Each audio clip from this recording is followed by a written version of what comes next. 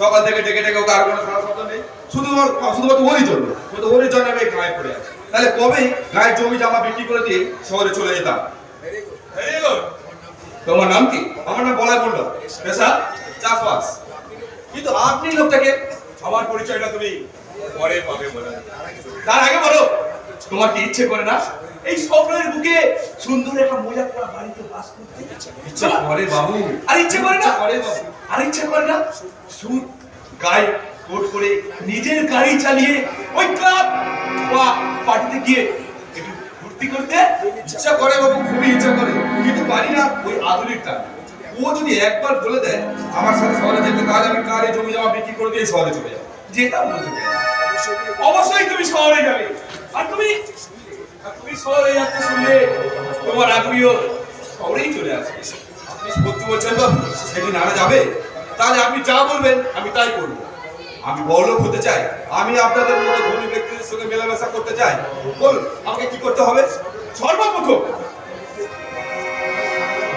টাকার লোভ দেখিয়ে তুমি তোমার কেস কিছু দরিদ্রদের নিজের আড়তে নিয়ে আসো, আর তাদের মদন নিয়ে তোমার এই বাপ ঠাকুরদা জমির উপরে করে উঠবে কল্যাণ বাবুর দেশি মদের কারখানা। এই মধুপুরের মুখে কল্যাণ বাবু যে কারখানা বানাবে না, তুমি আর আমি হব সেই কারখানার ম্যানেজার। ম্যানেজার? হ্যাঁ সত্যি বলছেন বাবু, হ্যাঁ আমি সত্যি বলছি। তোমার কাজের জন্য এরকম 5,000 টাকা। 5,000 টাকা? আরে 1,000 তো কম। তুমি যে ঠিকঠাক কাজ করতে পারো না, লাখ লাখ লাখ লাখ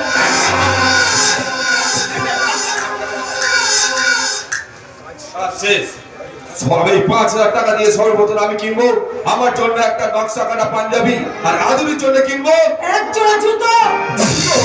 এই কারণে জুতো চাইছিস কেন? কর্মখানা প্রকাশী দেবো বলে।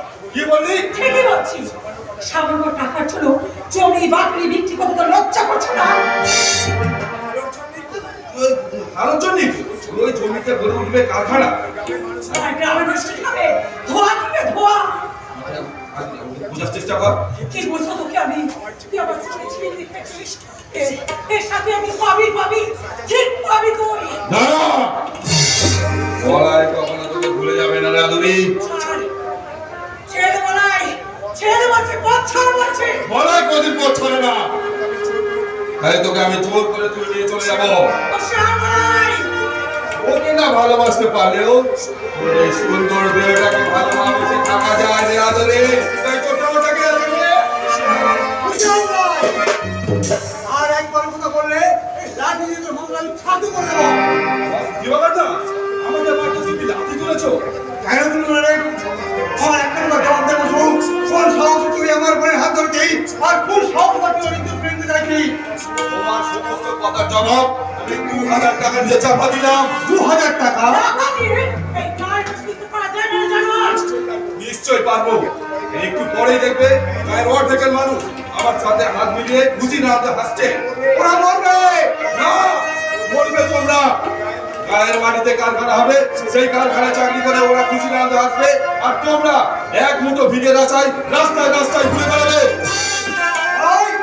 আমি তুই হুমকি দিচ্ছিস রে বেঈমান।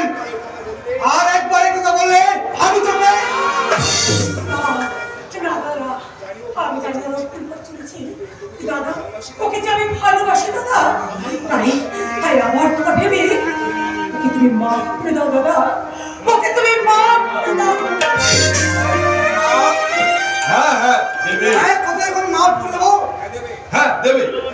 আরে বাবা, আজ আমি মুখে যা করলে ও তো আমার ভালোই চাই, আর তুমি যদি তোমার বোনের ভালো চাও তাহলে আমার কথা মতো তুমি চলবে। এই নাও 2,000 টাকা।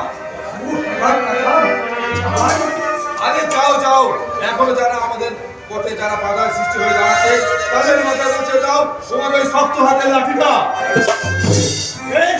তবে তাই হবে। আমার বোনের ভালোবাসার সম্মান রাখতে আমার এই স্বর্গের মতো গ্রামটাকে আমি শ্মশান বানাতে চললাম রে ভাই। আমি শ্মশান বানাতে চললাম। চেষ্টা করার ফলে যাকে আমি ভাগে আনতে পারছিলাম না, ওই আদুরের দ্বারা বলাই আজ আমার অর্থের জালে আটকে গেছে।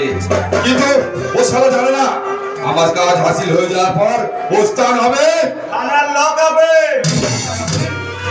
এই মুহূর্তে যে সারা শান্তি ভঙ্গ করার চেষ্টা করবে তাদেরকে আমি ধরে ধরে থানার লক হবে বলবো। কি স্যার আপনি?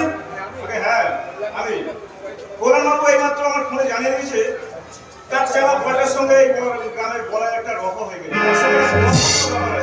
আমার নামই বলে স্যার। তোমার দায়িত্ব তুমি নিশ্চয়ই বিয়ে নিয়েছো। কথা বলতে স্যার আমার কাজ ওই গায়ে ওই গোপার বাচ্চা দিবাকরের সরলতা সাদা কাপড়ে বুদ্ধির প্যাঁচ দিয়ে সোতাকে শুনতে পাকি লোভের তেল